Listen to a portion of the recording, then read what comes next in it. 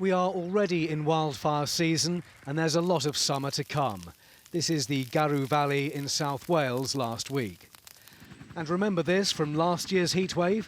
On the hottest day on record in the UK, around 20 homes at Wellington in East London were devastated. Matt Oakley likes to get a good overview on the problem. He's wildfire officer for Surrey Fire and Rescue. It's a county with plenty of heathland and woods, close to a lot of housing. We are heading to, particularly the south of England, a northern Mediterranean climate. We're seeing this used to be a 9 to 12 year cycle where we get weather like this. We're now having this every year. So this is going to become the norm, and with that, the tactics need to change. There is only so much you can do fighting fire with water. Best practice from other countries are fire breaks, a containing strip of land clear of trees and bushes. Manage the fuel, manage the risk. If the fuel isn't there, then we can control fire.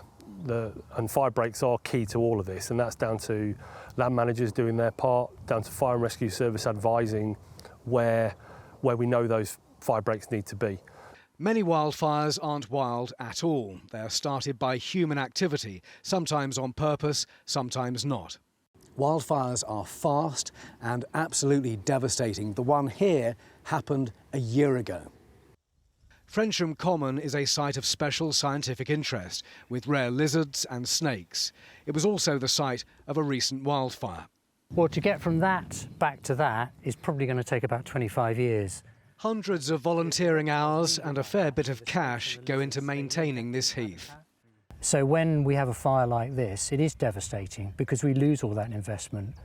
But more importantly than that, we lose the wildlife.